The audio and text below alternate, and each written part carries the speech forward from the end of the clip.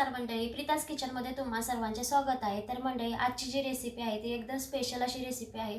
तर जेवणामध्ये आपण रोज रोज एकच भाजी खात नाही, तर जेवणामध्ये आपल्या प्रत्येक वेळेला दोन भाज्या असतात। तर एक पालेभाजी असते आणि एक पातळ भाजी असते। तर मंडळी, आज आपण जी रेसिपी बघणार आहोत तर दोन भाज्यांची रेसिपी आहे। तर आज आपण पालेभाजीमध्ये शापूची भाजी बघणार आहोत आणि पातळ भाजीमध्ये आपण मटकीची आमटी बघणार आहोत। तर अशा आपण दोन रेसिपी बघणार आहोत। तर मंडळी, बाजारामध्ये शापूची भाजी आलेली आहे आणि जी पावसाळ्यामध्ये भाजी येते तिची जी टेस्ट पावसाळ्यामध्ये लागते ती कंटिन्यू त्याची टेस्ट तशी लागत नाही। तर म्हणजे पावसाळ्यामध्ये जे 4 महिने शापूची भाजी असते त्याची टेस्ट एकदम मस्त असते आणि तशीच आपण आज भाजी करणार आहोत। तर मंडळी, व्हिडिओ पूर्णपणे बघा आणि व्हिडिओ आवडल्यास व्हिडिओला लाईक करा, चॅनलवर नवीन असाल तर चॅनलला सबस्क्राईब करा, शेअर करा आणि कमेंट करायला विसरू नका। तर चला मंडळी, पहिली रेसिपी आहे आपली शापूच्या भाजीची। तर आपण भाजीला सुरुवात करूया।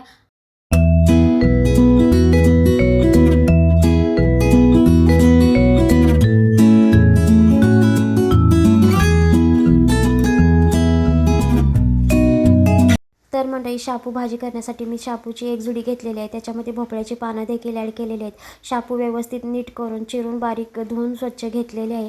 त्याच्यानंतर इथे मी तेल घेतलेले आहे, शेंगदाणे घेतलेले आहे, डाळ घेतलेले आहे, तांदूळ घेतलेले आहे, हिरवी मिरची, लसूण ठेचून आणि चवीनुसार मीठ घेतलेलं आहे। तर आता इथे मी कढईमध्ये 2 चमचे तेल टाकलेलं आहे। तेल गरम झाल्यानंतर आपण ठेचून घेतलेला लसूण ॲड करायचा आहे। लसूण थोडासा परतून घ्यायचा आहे आणि त्याच्यामध्ये हिरवी मिरची ॲड करायची आहे। तर तिखट तुम्ही भाजीमध्ये तुम्हाला पाहिजे त्या प्रमाणामध्ये तुम्ही ॲड करू शकता।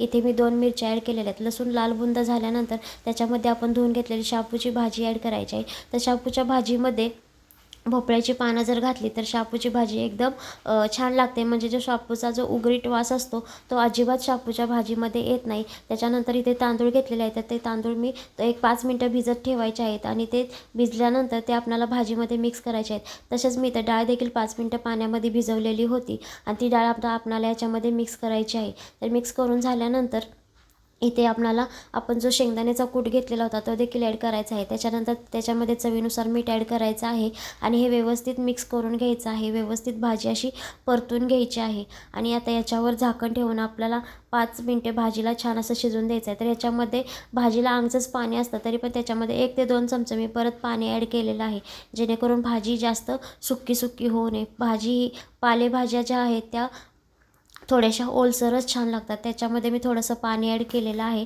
आणि आता याच्यावर झाकण ठेवून आपल्याला 2 ते 3 मिनटं भाजी वाफवून घ्यायची आहे। त्याच्यानंतर परत त्याच्यावर झाकण काढून घ्यायचं आहे आणि भाजी परत शिजवून घ्यायची आहे। तर हिरव्या पालेभाज्या शक्यतो करून झाकण न ठेवताच शिजवून घ्यायच्या आहेत, जेणेकरून त्यांचा जो कलर आहे तो हिरवाच राहतो। त्यामुळे त्याच्यावर झाकण ठेवून पूर्णपणे भाज्या अजिबात शिजवून घ्यायच्या नाहीत। तर मंडळी, इथे एकदम डाळ आणि तांदूळ घालून मस्त अशी आपली शापूची भाजी तयार झालेली आहे। तर मंडळी, ही पावसाळा स्पेशल आपण शापूची भाजी केलेली आहे।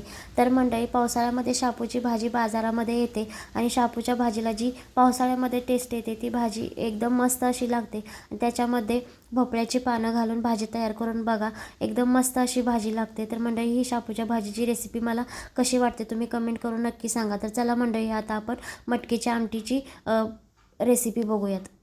आमटी करण्यासाठी इथे मी मटकीला उकळून घेतलेले आहे, म्हणजेच पाणी आणि हळद टाकून शिजवून घेतलेले आहे। त्याच्यानंतर एक कांदा घेतलेला आहे बारीक चिरून, टॅमॅटो बारीक चिरून घेतलेला आहे, मोहरी, त्याच्यानंतर थोडासा लसूण ठेचून घेतलेला आहे, मीठ देखील घेतलेला आहे आणि शेंगदाण्याचा कूट करून घेतलेला आहे। तर आता कढईमध्ये इथे मी 2 ते 3 चमचे तेल टाकलेलं आहे। तेल गरम झाल्यानंतर त्याच्यामध्ये मोहरी टाकून घेतलेली आहे आणि जो आपण बारीक चिरलेला कांदा होता तो कांदा देखील ॲड केलेला आहे।